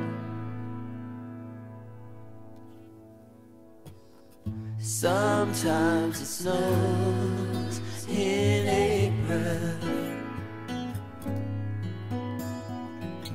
Sometimes I feel so bad. Sometimes I wish that life was never ending. But all good things they say never last. All right, we're back. Jean-Paul Shelton, thank you, sir, for the video. And Ralph, of course, when you go on break, always has some interesting things to talk about. So, Ralph, we were talking about Crush Groovin', right? Did a lot of good business. I always wondered if he had something to do with Crush Groove. Anything, any little thing. I don't care if he farted on a damn record. I know he had something to do with it. And Jamaria's husband had just reminded me that he did have something to do with Sheila E.'s A Love Bazaar, which was prominently featured on that movie. Yeah, Sheila E. We remember her little Puerto Rican self and her salsa swing ass. Holly Rock. Doing her damn thing on the damn timbales, yes. Holly Rock? Didn't Prince have something to do with Holly Rock too? It sounds like it. Yes, he did. Yeah, man. You hear those Prince pops? He wrote it. Pop, boom, bap, boom, pop, boom, bap, boom, pop. Yeah, You know what I mean? Sheila E. wrote and produced it together, and he's on the vocals, of course, all over the instruments. That's him. Yo, see, I knew he had something to do with Crush Groove. I was right, damn it. I was right. Absolutely right. Prince had his hand in anything in those days, And of course, man. he wrote that song for Sinead O'Connor. Nothing compares to you. to you. Nice. Great song. Awesome Written by Prince. song. Performed What's by this? both of them, I think, separately. What's this? That there's an original version of that song somewhere? That's Yeah, what well, they just released the Jamaria was saying. Yeah, they just released the original version of that, his version of it. Ooh, a Prince version of that. Nice. Yes. Nice. I'll have to look for let me that. see if I can pull it back up real quick. I had it up earlier. Oh, shizzle. Oh, that's got to be a good piece of music. I wonder if it's available, like actually available for you know. I think buy. so. Like they just released it like a couple days ago, so you can actually listen to it. The 1984 recording. Okay. Hey, you want to know another fun fact? I hear Tidal, Tidal, now owns the rights to every last Prince Rogers Nelson recording. Yep. Who? That is fact. Tidal? Yep. That is factual. Jay-Z, you heard me. Jay-Z with a power move like that? Are you freaking kidding me? Yeah, bro. Every last Prince recording is now available on Tidal. Wow. Yep. That's crazy. That's a power move. That is an insane power move. Oh, I haven't listened to that recording of it yet, but I'm gonna listen to it later. I hear it's really good. Wow. Insane. Yeah. Insane. I'm sorry. I'm just rethinking this like, oh, that's right. So Jay-Z, another win for Brooklyn Badass from Mark Projects. Are you fucking kidding me? Your man started out doing whatever it is he was doing back in the 80s, and then look at him now. Are you freaking kidding me? If that ain't inspirational, I don't know what the fuck is. That's crazy. Right. That's crazy. Okay. That's a power move, buddy. Word. It's a So power move. Definitely. And hopefully he, will do right by him and, and stay in line with what he would have wanted for his music. Yes. Agreed. All right, we can all agree on one fact that most of us will miss Prince, and we all love his music. So that was, Yeah. that was pretty And they say interesting. purple Ralph wasn't knows a even lot his about the favorite music color. business. Yes. Rest in peace. A lot of cool to the Purple stories. Rain. Yeah, he will be missed, man. A true genius Definitely. of music, man. The man could write, compose, score, play, sing. Sing different octaves. Low, high. I mean, truly gifted.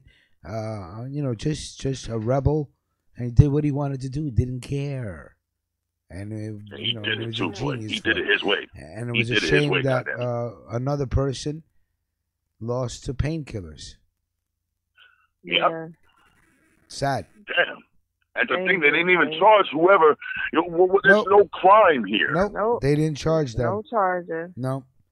They gave him one of the most addictive painkillers ever, the deadliest ever. Goes, no. That's on him.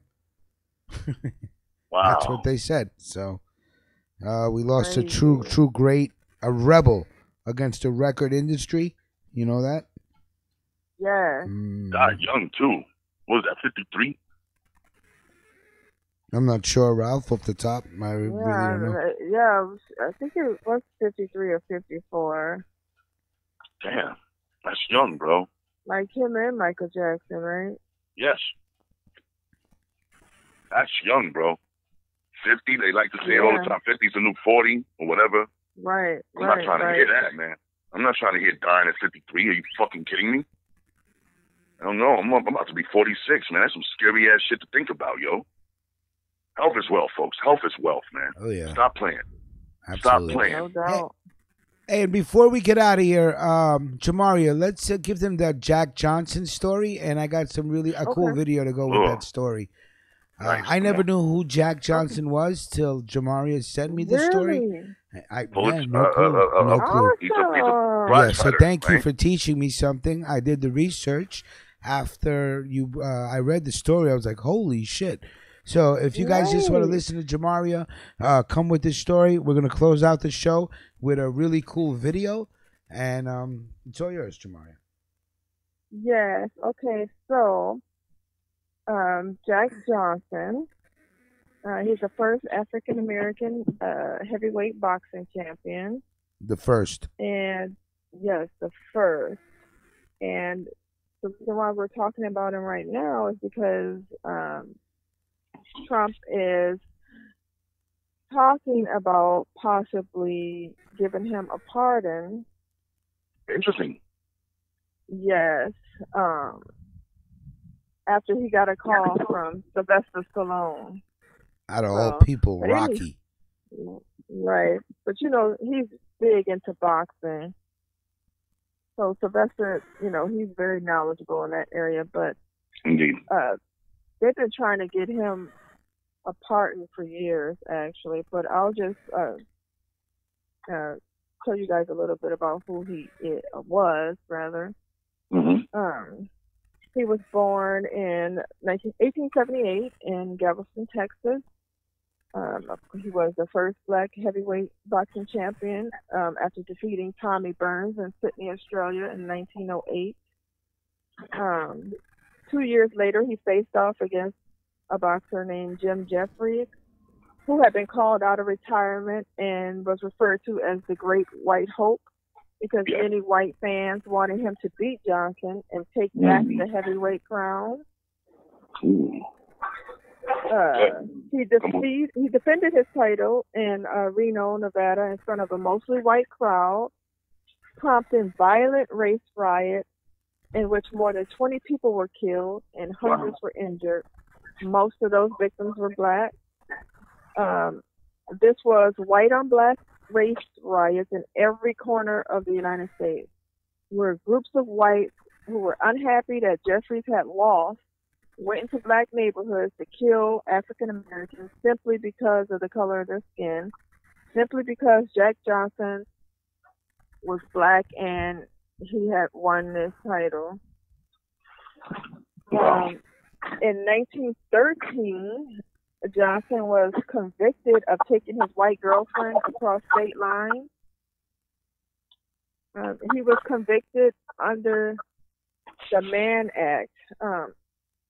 Yeah, a lot of people refer to her as his girlfriend, but they were actually married. She was actually his wife.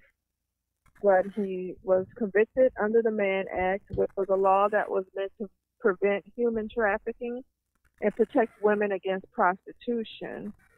So they basically used that law to, prosecute African Americans and punish political descendants. Lawyers of the Justice Department at the time argued that Johnson's relationship with the white woman was a crime against nature. It took less than 2 hours for an all-white jury to convict him, derailing his career and ruining his reputation. So, all through the years, it's been passed down, through his family that this happened to him. When he discovered that he was going to have to go to prison, it was told that he went to his sister's house and he just sat at her kitchen table where he just burst into tears. And she says, a quote from her is that he had money, and even with his money, he couldn't stop it, he would say. A rich, famous, powerful man broken down into tears like that because he was going to prison just because he loved and married outside of his race. Johnson would flee to Europe while free on appeal and spend years fighting overseas. He lost his title in a fight in Havana, Cuba in 1915. In 1920, Johnson turned himself over to U.S. authorities at the Mexican border and served 10 months in prison. And he died in a car wreck in 1946. Wow. Yeah, and so Trump isn't the first president to be asked to give Johnson a posthumous pardon. In 2016, a bipartisan group of lawmakers headed by former Senator Harry Reid and Senator John McCain petitioned President Barack Obama to give Johnson a pardon on the 70th anniversary of the boxer's death. While it's unfortunate that this unjust conviction was not corrected during the boxer's lifetime, a posthumous pardon today represents the opportunity to reaffirm Jack Johnson's substantial contributions to our society and right this historical wrong, the senators wrote in a letter to Obama. We urge you to grant this posthumous pardon. McCain and Representative Peter King have periodically introduced legislation to prompt a presidential pardon since 2004. Senator Cory Booker also joined McCain, King, and Representative Gregory Meeks to introduce a resolution to get Johnson a pardon in March 2017. Despite this resolution passing both chambers of Congress several times in recent years, no pardon has been issued to date. McCain said in a statement at the time, I hope President Trump will seize the opportunity before him to right this historical wrong and restore a great athlete's legacy.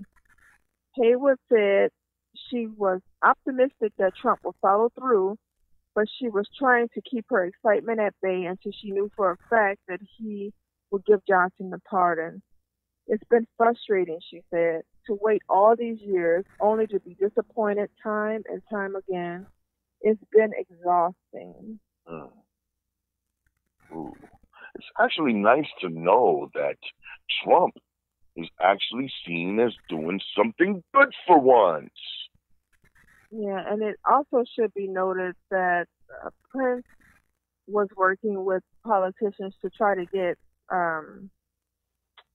Johnson a pardon long before the senators were petitioning to do so.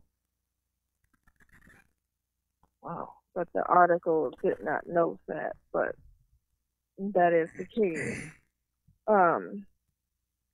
And, you know, it's obvious why Trump would be looking at this right now. It's a good look for him. Absolutely. It's a distraction from There you go. what is going on.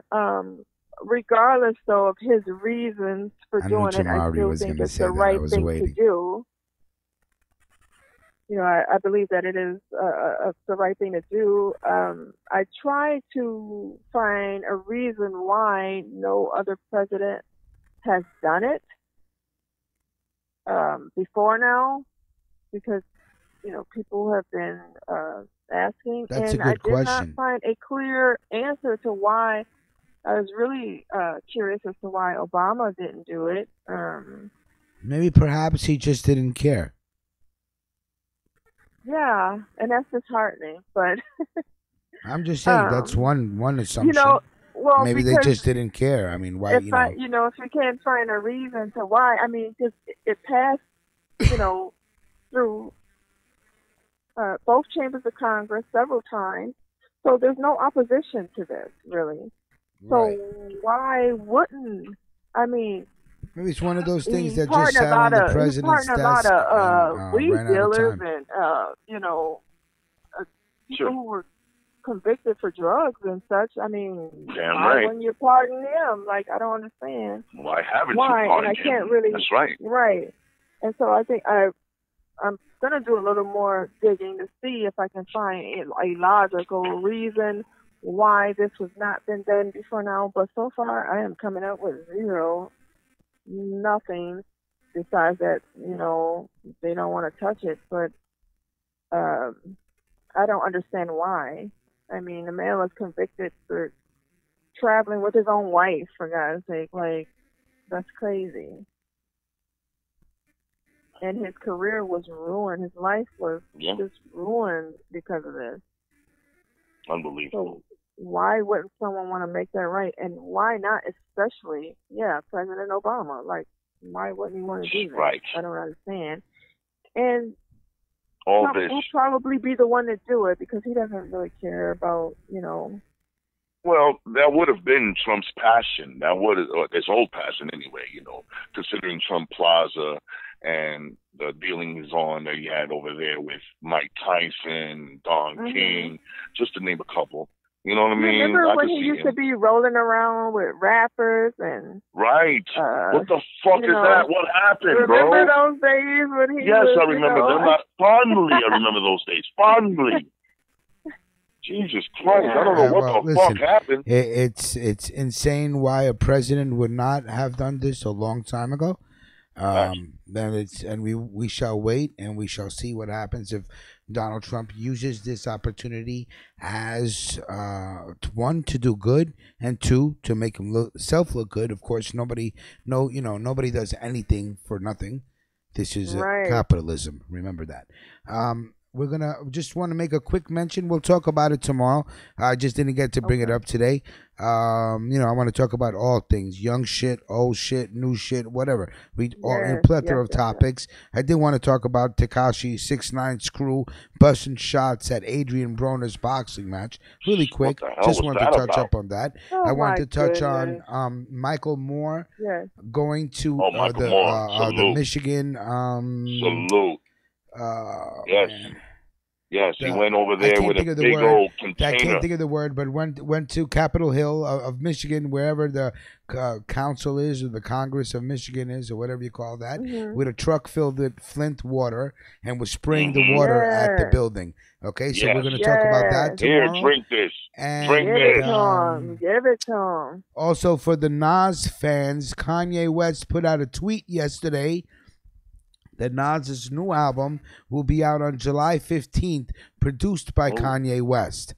Oh, I'm going to hold my breath. I'm not going to hold my breath. I hope it's the old Kanye. I hope it's the old Kanye. I hope it's not the new miserable son of a bitch Kanye. I hope it's the old dope backpack Kanye. Yes. And so July 15th, new Nas album, supposedly produced by Kanye West. A new Kanye West album coming out.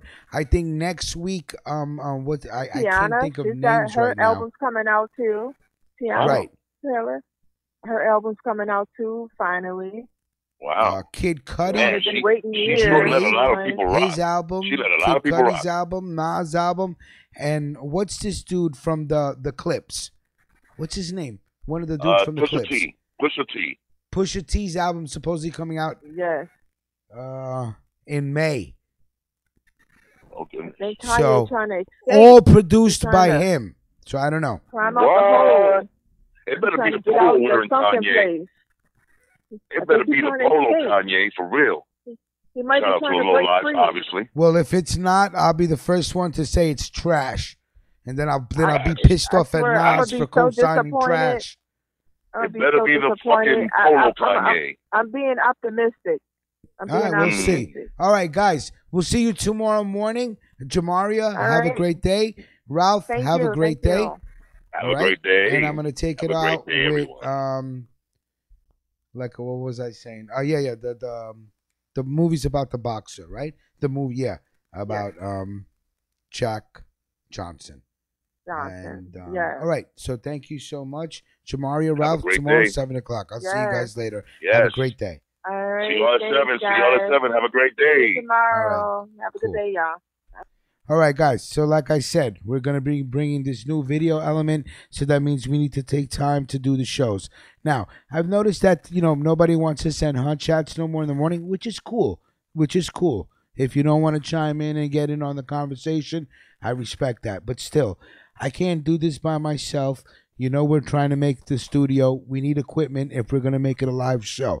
I can't do it without your help. So if you don't want to send hot chats, the banner is there for the PayPal for the platform.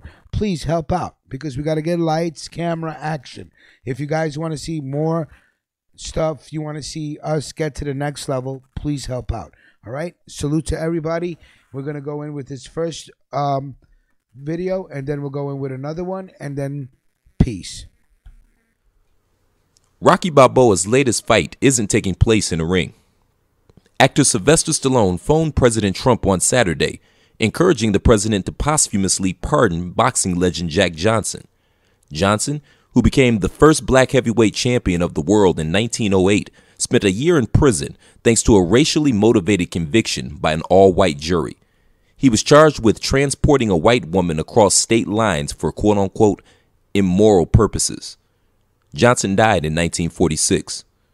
Trump tweeted Saturday that Stallone, famous for playing the fictional Balboa in 7 films, turned him on to Johnson's tale.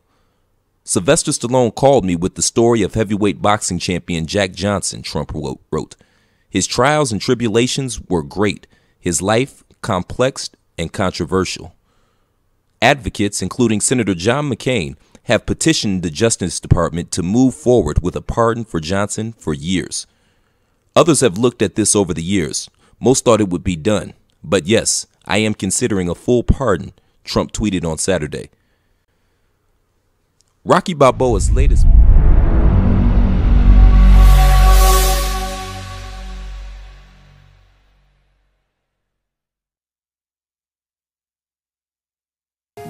Johnson took to following Tommy Burns around the world. London, Paris, then finally all the way to Australia. There, 12,000 miles from home, champion Tommy Burns gave Jack Johnson the first chance a Negro ever got to fight for the heavyweight championship of the world. Sydney, Australia, the day after Christmas, 1908.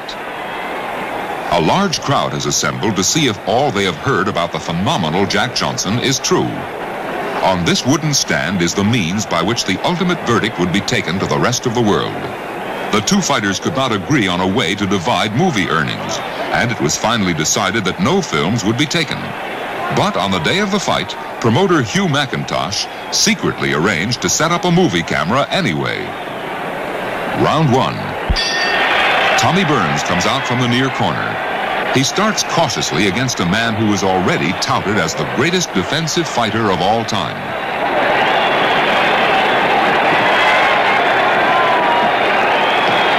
at the 6-inch height difference between the two men. Johnson smiles as he ties up the champion. Ringside reporters wrote that he taunted Burns. "What you got, Mr. Tommy? You ain't showed me nothing. What you got, Mr. Tommy?" Burns doesn't seem to know how to reach his tormentor. See the referee. He's promoter Hugh McIntosh, who has never refereed before and never will again. He had to officiate because the two fighters could not even agree on a referee.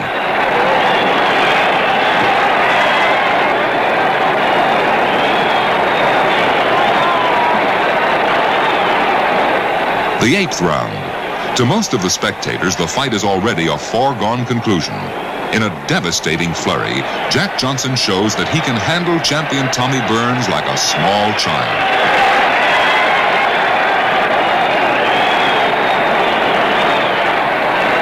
Burns is tied up, his attempts at uppercuts completely nullified. Johnson has a big grin on his face as he continues to chat in the clinches. "Is you having fun, Mr. Tommy?" As the bell rings, Jack gives a friendly little wave to Burns. "See you later, Mr. Tommy." 14th round. Renowned sports writer Damon Runyon, who had come 12,000 miles to report the contest, was to write, "Not 1 second of any round could legitimately be scored for Burns." Finally, Johnson decides to put an end to the lopsided contest.